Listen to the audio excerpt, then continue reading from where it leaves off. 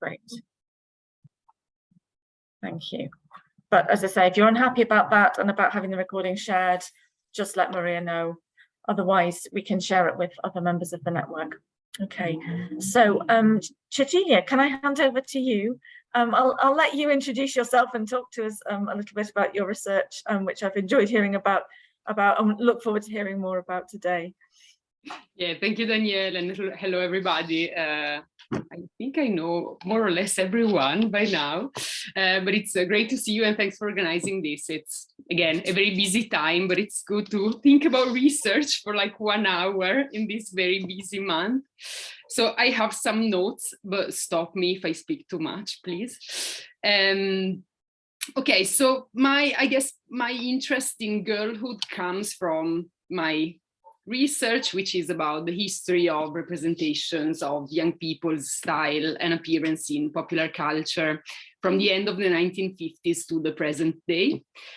And I'd like to point out a couple of things about my what I just said. The first one, of course, is the fact that I focus on style and appearance. I worked on fashion, on style trends, and I'm working now on beauty and makeup.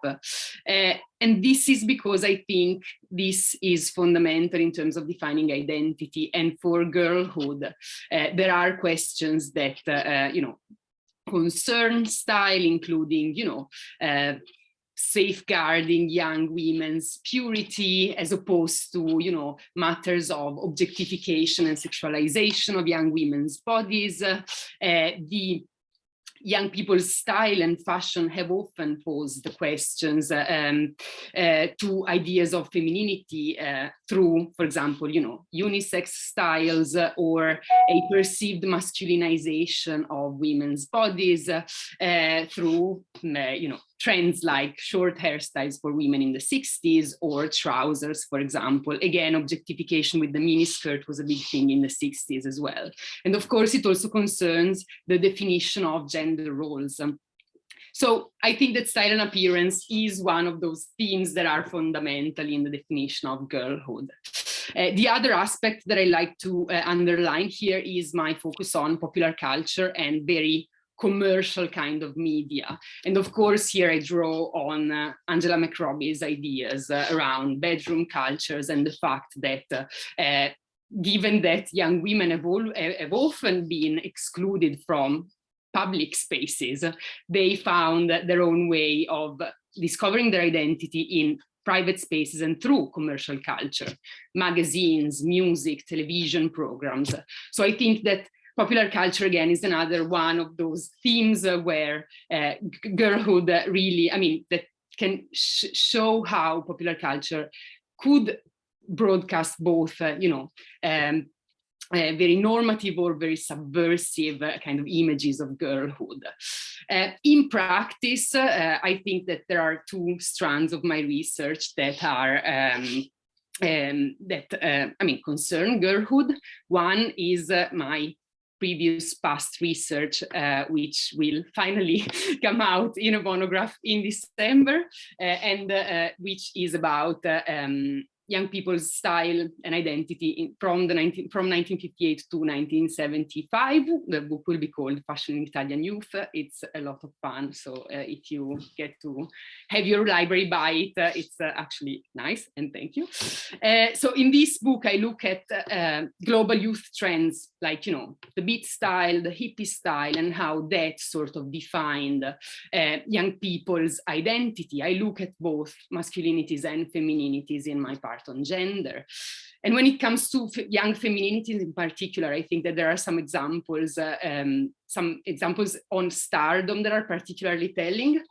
For example, some of my case studies are for the period 1965 to 67, singers Rita Pavone and Caterina Caselli, whose appearance was extremely subversive for the time in Italy. They were very androgynous in their appearance. They would wear this beat style, which was a unisex kind of style. But at the same time, of course, in Italy, their presentation was sort of mediated in the media by, for example, trying to conceal or not talk about their sexuality, because of course, I mean, they could be seen as potentially troubling, to quote Judith Butler.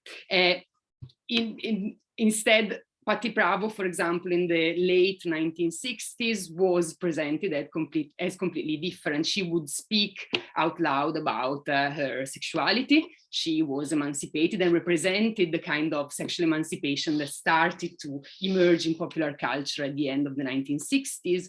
And in the media, she was presented as what I call the hippie femme fatale, because her femininity was presented as very toxic. There is this amazing article in a young magazines that I looked at that is called Patti Bravo, io e ragazzi li fumo come sigarette, that tells it all. No? I smoke boys like cigarettes, which is really nice. In terms of my current research, I moved on to another popular media. In this case, it's social media, and I look at YouTube in particular. And I think that social media is another one of those key themes that Danielle asked us to talk about, because social media allows, in a way, for self-representation, which is something that young women have been prevented from in the past, and maybe can help us reflect on whether we can get past the old male gaze in a way. It's not necessarily like that, of course. I mean, social media have their own forms of mediation when it comes to self-representation. So I'm not saying that it's the most liberating kind of medium, but still things have changed. So it can be something to think about. And in terms of my research on YouTube and femininity, I am concentrating on the beauty and makeup community, and again trying to look at how female makeup YouTubers are challenging the idea of makeup as a girly and unskilled practice, and how through their video tutorials they demonstrate that they have technical skills, not only in makeup, but of course in IT and technology. They have entrepreneurial skills because they brand themselves through these videos, and they build their own like professional presence. And also, I mean, YouTube is a space where they are sort of allowed to do that. So to summarize, I think in terms of key issues, here we have, representation versus self-representations, which is something I'm very interested in. And I think for girlhood, this is key. The idea of popular culture and its role when it comes to girlhood. And also, of course, the body and style and fashion, which is something I'm still very interested in. Thank you. I think I was brief. Thank you, Cecilia. So enjoyable. Yes, you were. Thank you for keeping to time and for really focusing on what the key themes and issues are that have recurred across what is a fascinating range of research topics. I'm really excited to see your book coming out. Did you say December? December. Excellent. Okay, we don't have long to wait. Great. It's on Amazon, so I hope it really comes out in December. Okay, fingers crossed, and congratulations. I think that sounds like it's filling a gap that I'm sure many of us will be excited to see filled. So has anybody got any immediate questions for Cecilia about any aspect of her research or ideas that she raised there?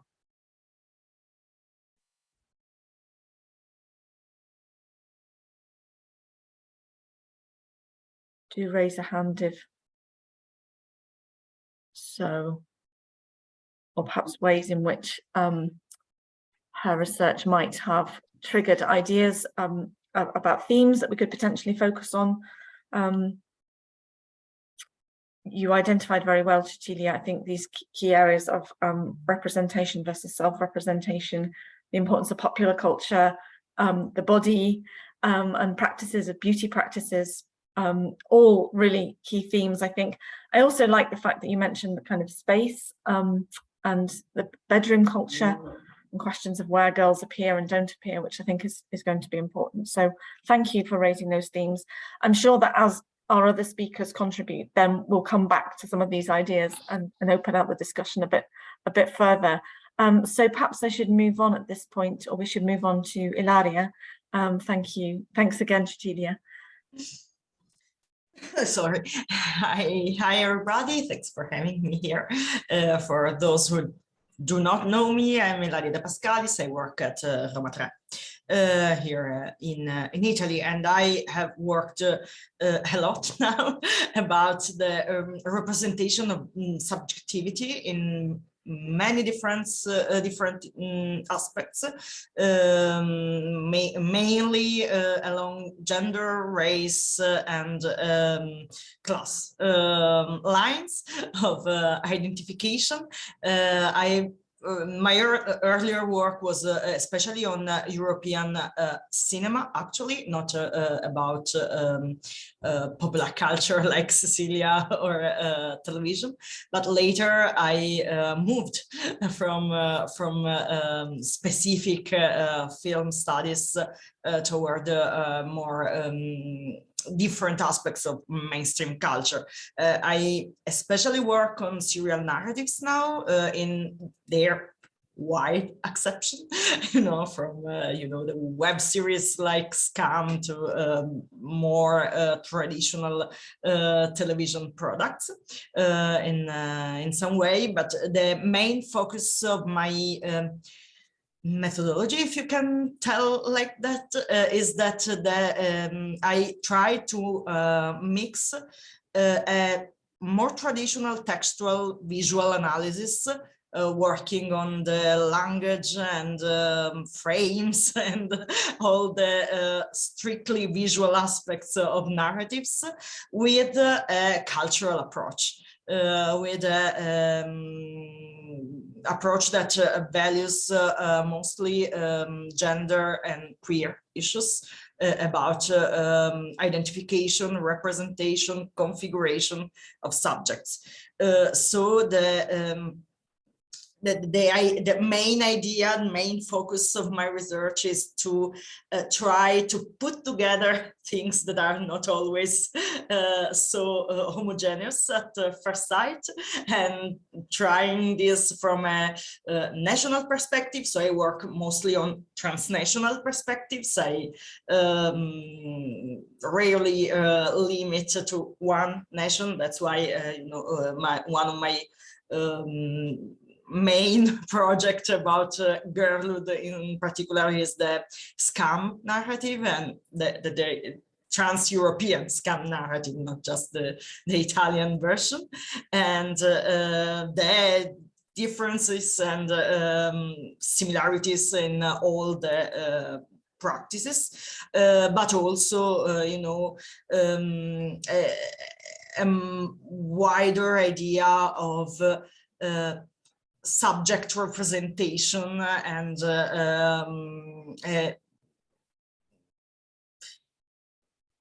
an intersectional perspective is something that is feminist intersectional perspective is something that is really important to according to me, to better understand relations more than categories. And this is one of the things that I find more interesting in working about girlhood, not just something like a fixed category, like a container for people, but for as a more network, as it is our network. It reflects both the methodology and the actual objects that are always never considered alone. I think that these are the most important focus. Of course, when I talk about gender perspective, I mostly refer to the sorry, I have a little cough today, to the performative perspective by Judith Butler and all that philosophical point of view, and on the other side, the more interesting queer and trans declination of gendered bodies that comes with Pre-Shadow, Halberstam, and that other string of thinkers. I think that this is it, mostly. I don't know if you want to ask something or talk about something. The last thing is that I work mainly on mainstream narratives, and that's it.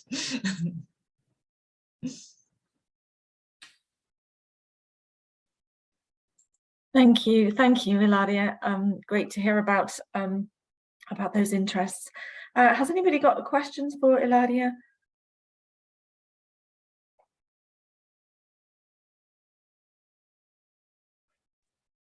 Maybe later we can relate all our perspectives Maybe, together. yes, maybe. I mean, I think sort of one question that was forming in my head as you were talking was, you know, the prevalence of scam in your attention to girlhood. Would it be possible? I know most people are familiar with that series, very familiar. I know some of you are also working on it, but would it be possible to say why you think that series is so interesting for studies of girlhood?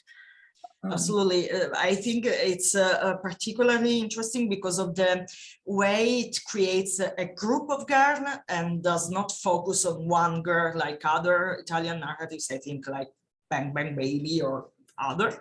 It really is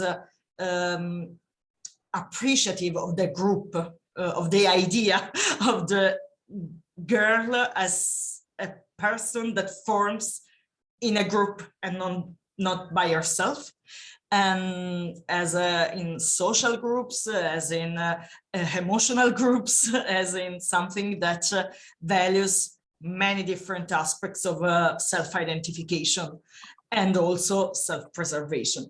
And also because it always compares the idea of girl with other categories. In Italy, until now, I have not seen the 5th season yet, but I don't think there's a trans person. But in Italy, we only have a binary system until now with female or male.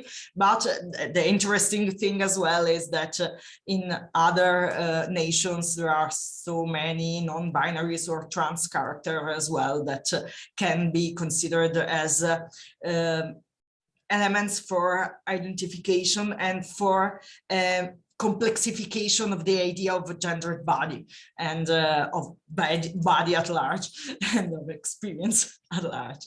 So I think it's something that it's very flexible as a textual object, but also has a lot of elements that come from popular culture as well as from ordinary narratives. I don't know if this is clear. Thanks. No, that's really helpful. Would anybody like to add to that or ask a question about it? I was wondering about it, Ilaria, in terms of its kind of national markers. And from what you said there, it sounds as if you still feel, although it's a text that's operating transnationally, it's still very much tied to particular national preoccupations. I think that preoccupations is the right word in this case, because there is this this dialogue between the different national versions. That means that they are not just formats that repeat themselves, but there is also an actual work on what other nations did before, and a comparison and dialogue. I think that the 5th season, the 5th Italian season is an example, because all the fandom and the audiences responded differently according if they like the idea of the theme, the main issue, in comparison with the French version and in comparison with the German version and so on. So it's interesting that the various seasons respond to different hot topics for one nation instead for the other. And that is something that is really vibrating with a transnational perspective, especially with the European studies. Thanks. Thank you. Thanks, Ilaria. Okay, great. So again, thank you for keeping to time. We'll move on to Jessica. Great to see you, Jessica. Thanks for joining us. No problem. Thanks for having me again, inviting me to be part of this network. And it's nice to see everybody again. I'm Jessica Harris. I'm at St. John's University in New York City. So my research, the two projects, my first book and the current project I'm working on kind of has some common themes. One is a focus on women's lives. The second is how gender and femininity are constructed through popular culture items. And then also using a transnational framework and looking at the relationship between Italy and the US and the exchange of those cultural products between the two countries. So with my first project, first book, I looked at how American consumer culture influenced Italian women from 1945 to 1975. And I looked at beauty products, advertisements, the importance of kind of the glossy magazine spread, the department store, the incorporation of the American model into the Italian model, to kind of illustrate the relations between the two countries and how, despite kind of what might have appeared to be an overwhelming presence of American culture, there is still firmly, it was Italianized as opposed to completely adopted. And now I'm looking at a project that looks at African-American female entertainers in Italy. I was originally thinking of doing all of the 20th century, but I think just, you know, given that it's focused on film and television, music, post, 1945, so the post-war period, and really looking at how these women are viewed in Italy, given the fact that, Italy is just recovering from the war. You have the Cold War going on, a flood of American products into the peninsula, which I explored in my previous book, but also, the fascist racial legacy and the colonial legacy and how all that intersects. And what I found in just some of the research I've been doing over the past few years is that a woman like Lola Falana, who was a singer, dancer, and actress, and she starred in 3 films, Italian films in 1967, and the Rai variety show Sabato Sera, which was co-hosted by Mina, is that, she's kind of given what I like to call a privileged status, and that she's not completely sexualized, objectified object like Zaudi Araya is, for example, in her films. And so I think it's just this interesting positioning that these women have in Italian culture, where they're kind of above women from Africa and especially from Italy's former colonies, yet you still see, the name Black Venus being applied to Falana and the other women, or being referred to as the Black Panther. So those stereotypes and that racialized rhetoric is still very much a part of Italian culture. So this project is really looking at race, and I've been thinking, how does it relate to girlhood studies? Because the women that have the women, hence the use of the word women, Falana, when she first comes to Italy, she's 25. Another woman I'm looking at is Daniele Luna. She's 20 when she makes, she has a photo spread in Vogue Italia, and then in her early 20s and late 20s when she stars into Italian film or appears into Italian films. So I'm thinking, how does it relate more to girlhood? So what I've been thinking is perhaps it's more so how these women influence Italian teenagers, themselves, and looking at popular magazines, which unfortunately, me not being in Italy, I can't travel readily, but I'd like to really look at, some of the popular music magazines, the teen magazines, and see if there's articles on them and how that influences their perception of female Blackness during that time period.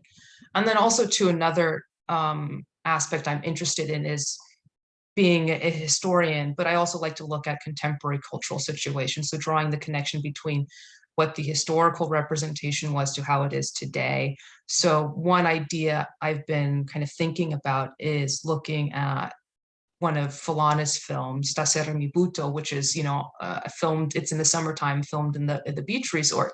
And so the automatic comparison that comes to mind is that of the TV series Summertime.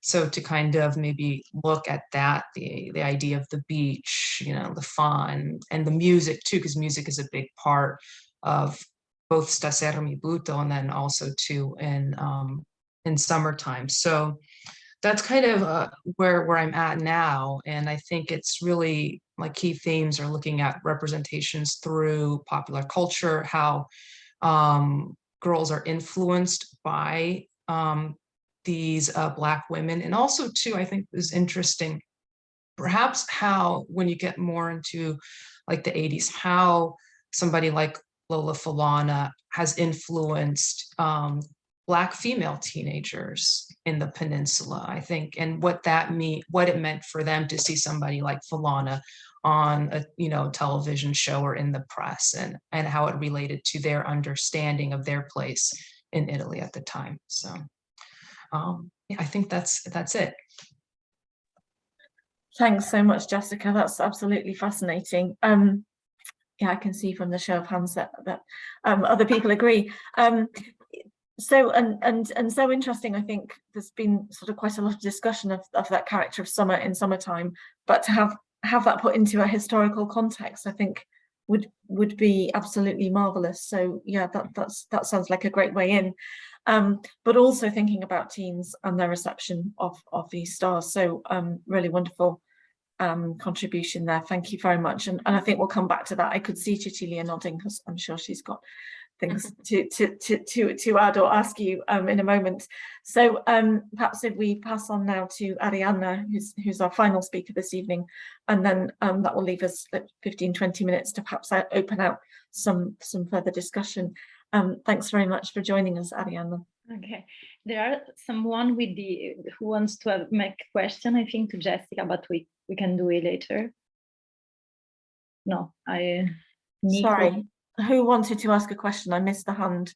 Yes, I wanted to ask a question very quickly if I can, or I can do it later if you want. No, it's great. Yeah, we have time. Okay, thank you, Jessica, for this presentation. I mean, announcement of explanation, description of your work. It's really interesting. And I was struck by the word influence that you used for the soubrette and how they they're still influencing the teenagers. And I was thinking of the feminist praxis of kind of the older woman mentoring the young woman in a very intentional way. And so I wonder if this influence in the media has completely replaced that attitude, that posture, or if that posture is actually intentional, if there is any awareness of that, and if it is a feminist position, if you can consider that, if you are investigating that.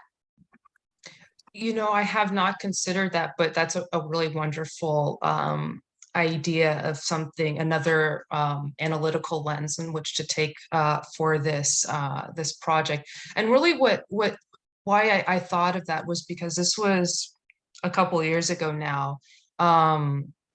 I can't remember if it was like the Corriere della Sera or Vogue Italian. They had an online forum, and Ijaba Shego was one of the people being interviewed investigating Blackness. And I logged in and submitted a question through the chat, and it was like, what did African American women mean? And like her face lit up when the question was read, and she said, they were really something special to see somebody like Falana on that screen, somebody like me for Shego herself. So I just thought that was interesting. I've always had that kind of in my mind, and then to see how media plays with that. So yeah, thanks. And I think, sorry, I saw Kate had her hand up, but Kate, hi. Hi there. Yeah, thanks very much, Jessica, for that really interesting, for sharing your research with us, which does sound really interesting. I was just wondering also whether another angle might be in connecting with girlhood to, and I don't know whether this is the case, but do the female performers that you are looking at, do they have biographies in which they might talk about their influences in and their kind of trajectory, if you like, from becoming not a non-performer to becoming a performer, and perhaps their, you know, what inspired them in their girlhood, in their girlhoods. Maybe that's one route as well that might kind of help to connect with girlhood studies, as well as looking at the angle through fans. Yeah, no, that's a really good suggestion. I've been looking kind of briefly at the African American press and their interviews of somebody like Falana, because she was quite a big star in the States, and she started very young, like when she was a girl, you know, performing in clubs and that kind of thing. So that's really, that I'm glad you pointed that out, because I had not considered that. But yeah, so thank you. Okay.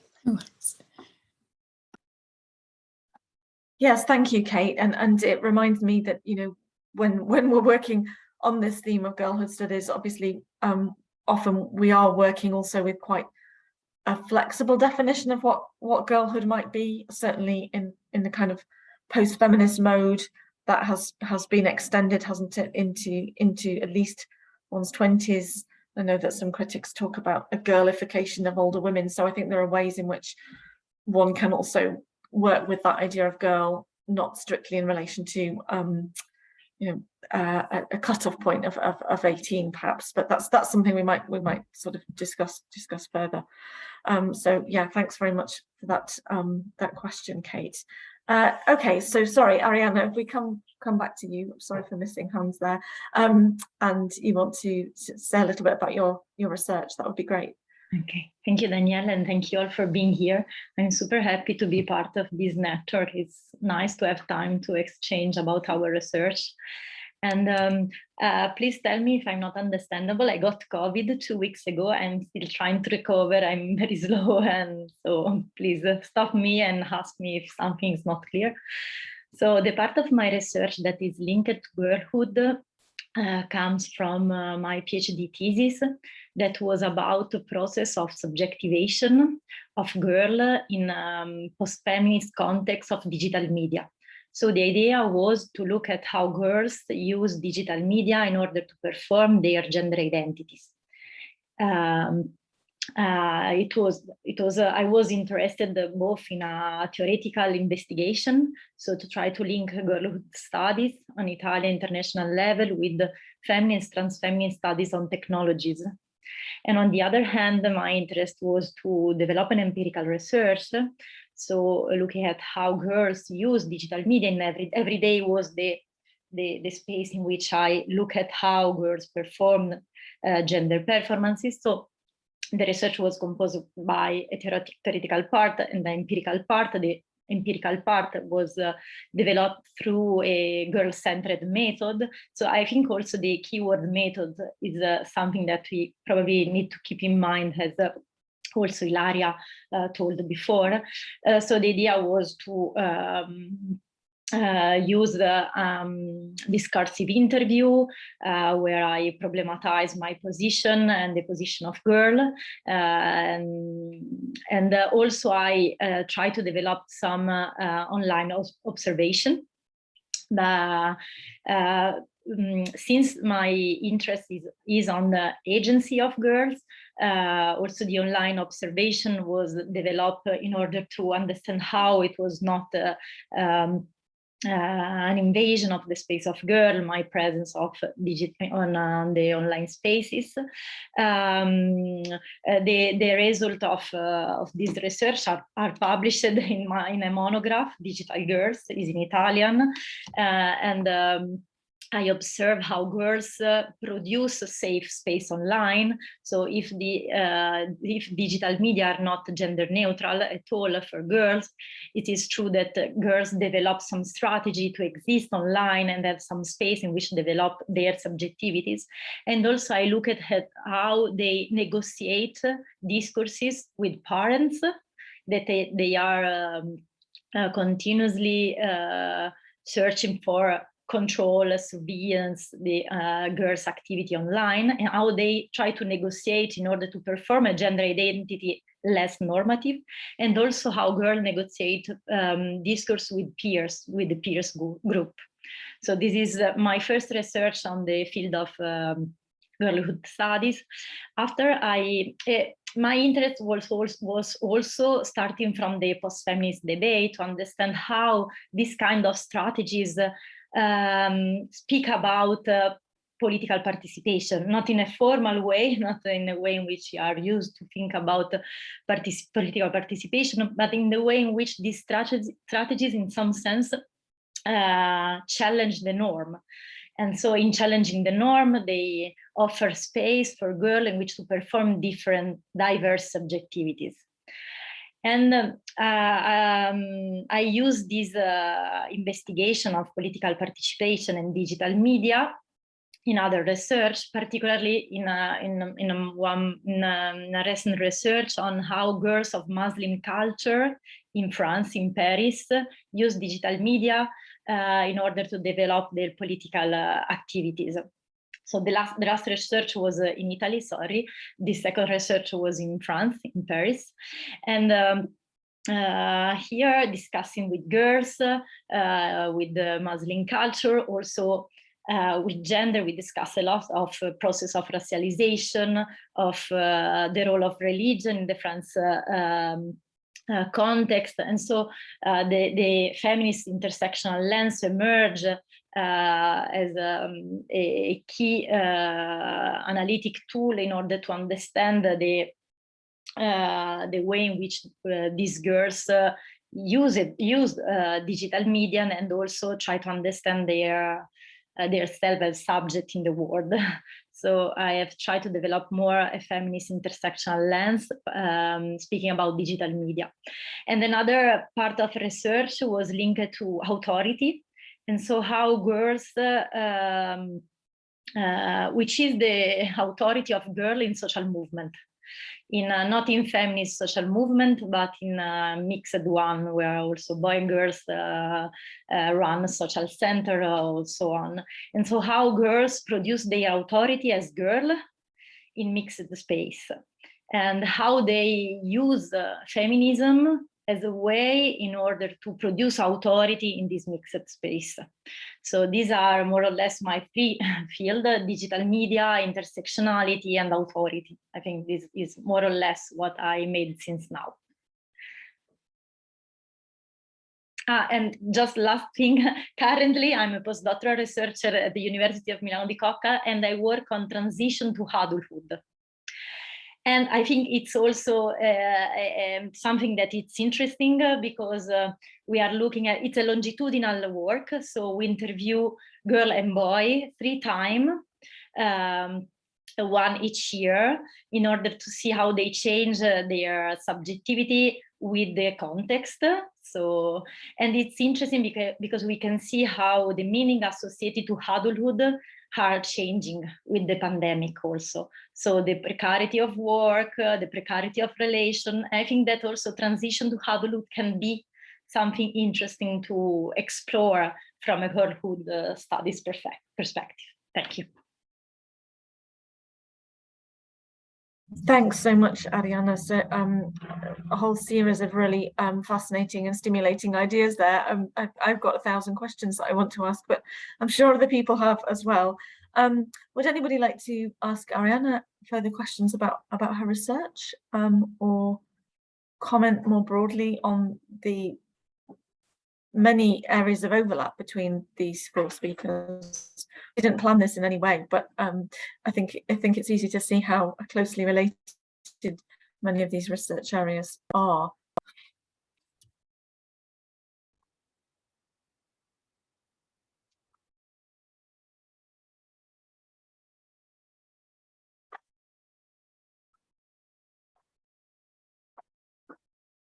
Arianna, you raised an interesting point at the end there about the pandemic and the way in which it's changed ideas about adulthood. Did you feel it changed ideas about gender at all in the study that you've been conducting We are starting analyzing the results, so I had some impression, but nothing really, not a real analysis. But of course, I think that pandemic contribute to the transformation of some relation. It's not something that changed completely, but enter in a process.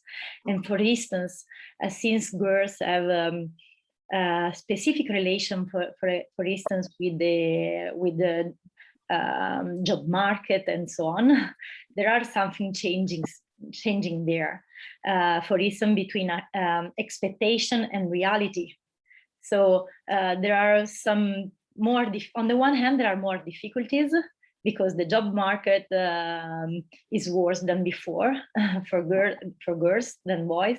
On the other hand, the time spent during the pandemic allows some girls to understand if their path to adulthood was, how I can say, coherent with their desire. So sometimes in some privileged position where girls had the time to think about their self, they also had the time to understand in this moment in where anxiety and performance were less important. I mean, we stopped for 1 year, no? And in this situation, girls have the time also to understand if they were going in the right way. I don't know if it's understandable. So pandemic, in some sense, in some privileged situation, gave time to understand what they want to be and to think about the future. Thanks. That's really interesting, Arianna, particularly in the light of kind of questions I know you've been working on there in terms of social media, because one wonders how that relationship develops between having space away from one's peer group physically, but also perhaps becoming reimagined, more reliant on social media as a way of negotiating one's identity. It's interesting to hear that space is still being felt. Yeah. Maria Paula. Hi. Sorry, I don't know if I missed something, but I wanted to ask to Arianna if which are the tools that you're using to interview, if you use social media to interview, or you prefer to relate in person, and which are the criteria that you use to select the girls you're interviewing? Okay, thank you for the question. I used both. I mean, during my PhD thesis, I developed face-to-face interview, but I also developed some conversation with girls through Facebook chat, Instagram chat. And because of my ethnographic approach, also this discourse is produced in online space. At the end are part of the material I collected. So in this case, I use the face-to-face interview, but I use online space as a way to develop maybe other kind of discourses. Some girls sent to me some article. They felt they were relevant for our interview. So I had the feeling that using also the chat was something that gave girls the possibility to speak more in a place where they are comfortable. And in the case of this research, 32 girls were selected coming from different places in Milan, the center and the periphery, and different kind of school as a proxy for class. I mean, even if it is not so correct. In France, the girls were selected by going in place in which there were presentation of book, film run by girls of Muslim character.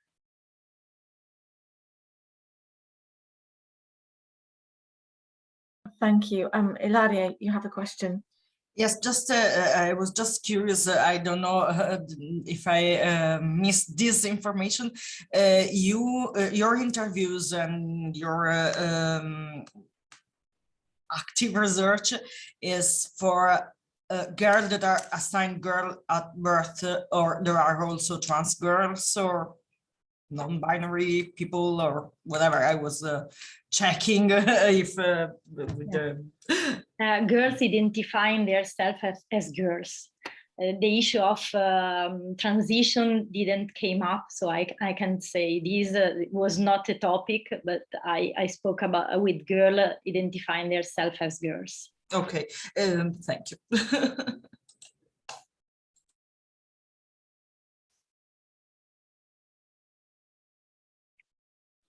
Danielle, if I may, sorry, if I may add something, I think something else that has come out of a few of our presentations is the idea of collective / individual identity, which I think is also very relevant in terms of girlhood and youth in general. Because Ilaria was talking about SCAM and the group of girls, and Arianna as well was referring to that. And I would say that maybe the idea that Jessica was saying of like what was the impact of Black Stars for Italian audiences is more or less the same. No? So the idea how that shaped the sort of collective kind of identity and memory. And yeah, that's the only thing I wanted to say. Maybe another keyword to sort of flag up. Thanks, Cecilia. Yes, that's really helpful. But also, I suppose also the differences between thinking about collective identities negotiated through a peer group and those negotiated through a role model or star is something we might think about. Great. Would anybody like to ask further questions or make comments on themes that have come up? Kate? Thank you. Yeah, it's just something that a quick question that came to mind when I was listening to your talk, Cecilia. It's about really whether or not there are differences across social media platforms of that self-representation. Because you talk about YouTube, but have you looked at TikTok, which tends to be the go-to for quite a lot of girls these days? And you know, if you have looked at these different platforms, do you notice any kind of complexities or particularities of those platforms that might inform a kind of an idea of girlhood that's not kind of, you know, sort of straightforward, really? Yeah, thank you, Kate, for the question. I think I'm too old for TikTok. No, I mean, it is a very different language, I think, there. And it's also, I mean, the thing with social media is that each social media, of course, have their own language. I would call it as language because it is, I mean, that's what it is, no? So with YouTube, we talk about videos, but then you have Instagram, which is very much images, short videos, which are very different from YouTube videos. And TikTok is even more different because there's loads of like reworking of material. So you'd have, you know, the song or, you know, the redubbing of some images, or maybe using voices and doing different, you know, I mean, there's all this reworking and creative work there that really sort of identify different social media. Extremely interesting, and I hope that like in the network some other people are working on different social media. If some are, please let me know, because that's something that is very interesting for me. For now I'm with YouTube and I stay with YouTube, but I mean I don't exclude that in the future I can try and approach TikTok. I tried and it was like, I don't know, the realization that I'm not a girl anymore, probably. Arianna. Very quick, if I can. I totally agree with Cecilia that the idea of individual collective is one of the key themes we are all addressing. And about this question about the affordances of digital media, I refer again to Cecilia that at the beginning said the mediation offered by different platforms contribute to the performances, the gender performances. So maybe also mediation can be something that we can acknowledge. I mean, because different platforms have different affordances, have different culture, have different girl culture. And so thinking about the mediation offered by this digital tool can be a way to understand how we can study girlhood in relation with digital media.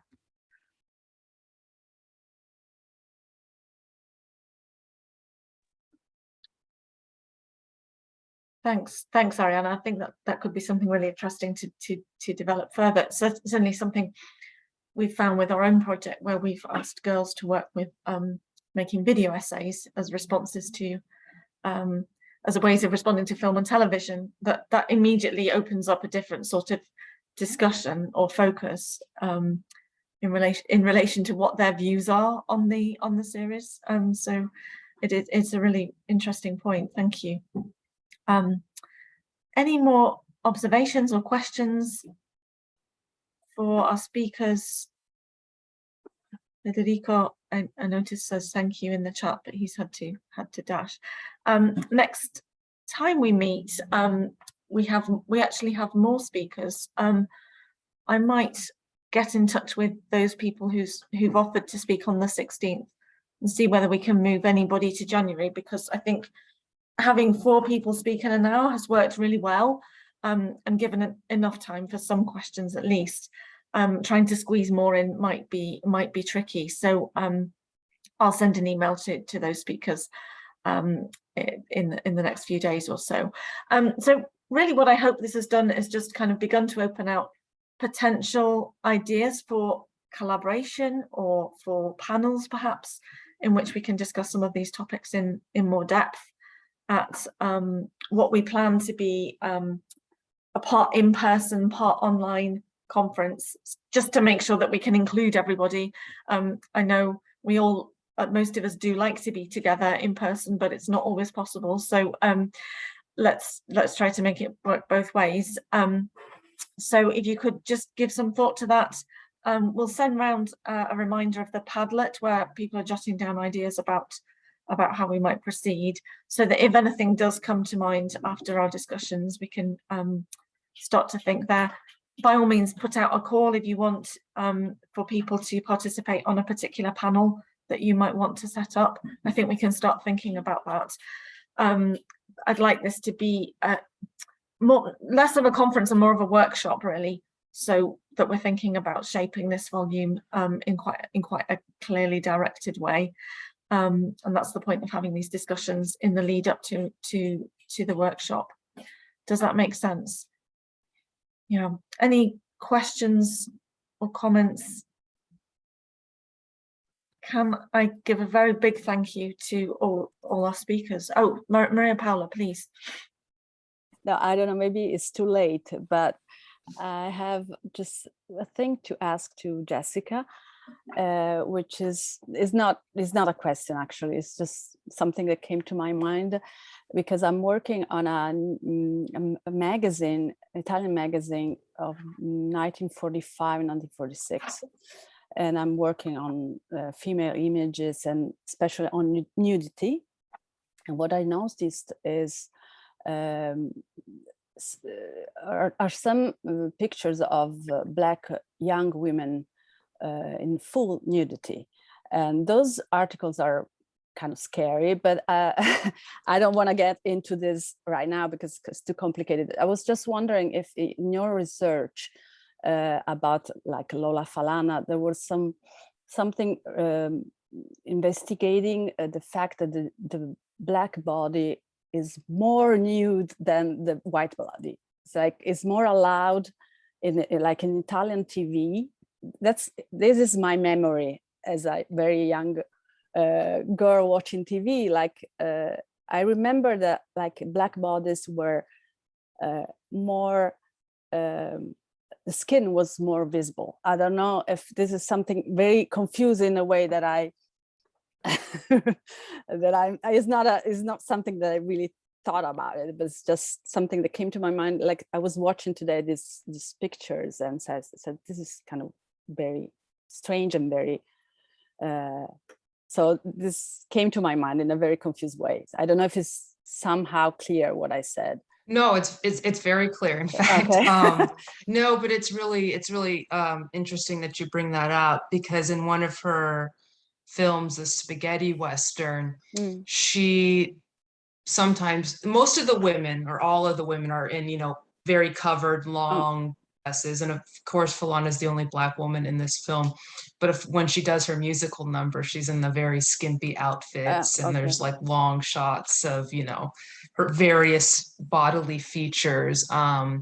So that's one example of that, but I definitely should look through when I hopefully have a chance to view some of these Rye Variety programs, and then also in the magazines, just a comparison of the kinds of photos that are being put of in those magazines of Falana and then other Italian stars. I think would be quite interesting to look at that, because I mean that dates back to these, you know, postcards from the colonial period that were circulated of completely nude African women. So yeah, thanks for bringing that up. no.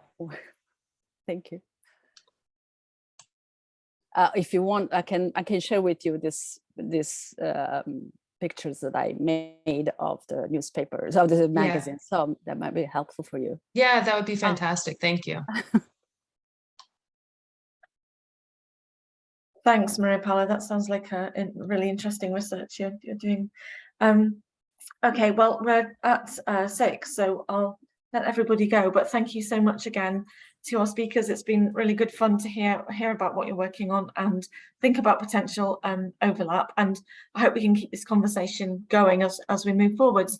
Just a reminder that the date of our next meeting then is going to be November the 16th, again at 5 p.m. So I'll look forward to seeing as many of you as can make it there as possible, hopefully more. So thanks again, and have a lovely evening. And thanks, Maria. Thanks to Maria for organising the meeting. Thanks. Thank you, Maria. Thank you. Thank you. Bye-bye. Thanks, bye. Ciao. Bye.